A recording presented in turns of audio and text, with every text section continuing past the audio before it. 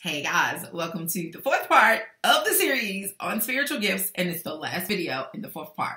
It has been a great run. We have talked about first part was on clairaudience, what's clairaudience, what it's like to hear from spirit, and an exercise for it. Second part was on clairvoyance. What is clairvoyance? What it's like to see spirit, and an exercise on developing your clairvoyance. The third part was on claircognizant. What is claircognizance? What it's like to be claircognizant, and then what it's like to develop your claircognizance. And now we are on the last part.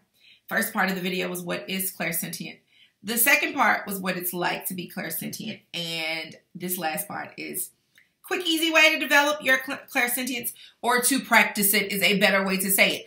Jumping right in there, the easiest way first is trust. And it's something we haven't been amazing with it, though. Like, just do like some flashy, funky stuff. All these videos, it's craziness.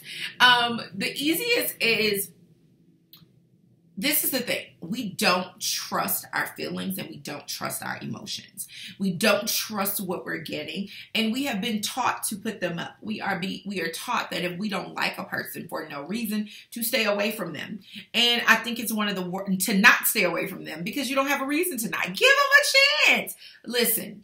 When you do that, you are training your children, you're training yourself to ignore the gift that you have in you of what Christians will call discernment, but it's also called clairsentient. And it is just this feeling that you don't fuck with that person. It's just this feeling that you don't deal with this person, right? And so, or the situation. It's also walking in a room and feeling other people's energies, being ultra sensitive.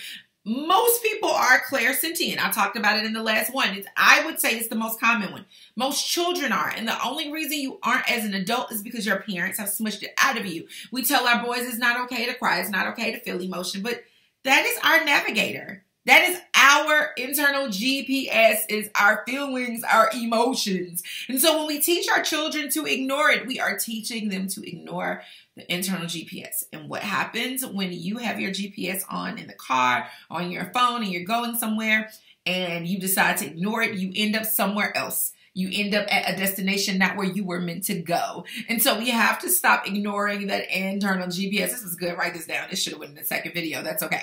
Let me finish it. I have a call. I got to get on. The simplest way to develop your clairsentience is to start paying attention. When you meet a person, what do you feel? Ask yourself, what do you feel? Right? When you are reading a book, when you are watching a movie, when you're doing things, how do you feel? It's really trusting that gut. When you're talking to a friend, and every time you talk to a friend, they're having relationship issues, or it's just issues. How does it feel when you're talking to them? This is a really, really important. How does it feel? That's your clairsentience. And this is the easiest piece. When something doesn't feel good to you, remove yourself from it.